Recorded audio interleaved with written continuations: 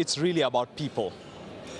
The frontier markets are the markets that are embracing the people in that region.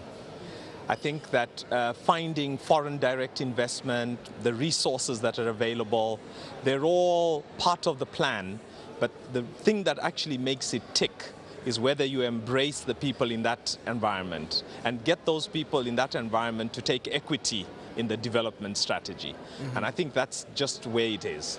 All right, now, upon whom does that imperative lie? Does that imperative lie at the hands of the developers themselves, of the business, or does that lie with the governmental and governmental structures?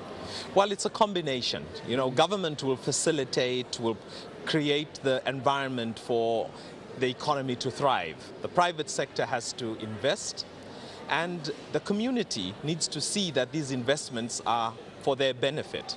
And if I were to look at KZN needs to ask itself the question, are we the gateway to the rest of South Africa, in which case the other stakeholders are the other South Africans, or are we positioning ourselves to be the gateway to Southern Africa, in which case the interests of other member states in Southern Africa have to be looked at as KZN plans its growth strategy. So it's really a question of deciding how far you want the footprint to go and who the stakeholders are, and to get them on board. It's got to be a collaborative, it's got to be a win-win arrangement that everybody sees a benefit in the strategy. Okay, final question. The SADC region is said to have a combined market of some 250 million people, and you know, the SADC region, with all the countries that you know, even have some island nations. Do you think we'll ever get to a day or a stage where the region can speak with one voice and do away with their personal or individual interests? Because for far too long we've had a situation where, like you've just pointed out, the one country is looking out for their own interests and not necessarily that of their neighbors. Well, I think we will never get the sort of ideal situation, because every country's got its own specific challenges. But what we can do is that we can be together, work together, and push together on common interests. We're already doing this at the WTO.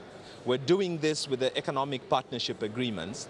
And I think that we need to be motivated by our own strategy. You know, not because the World Bank is asking us or the European Union are asking us to work together.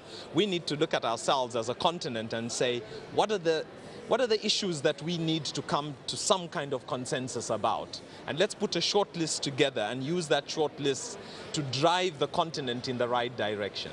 Our differential issues will always be there, and the good thing about COMESA and, for example, the African Union is that each country is saying, we can't get involved in this particular aspect of development because we're not ready. When we're ready, we'll be able to come on board. And I think this kind of mechanism that's flexible is the kind of mechanism we need to work with and just get it right.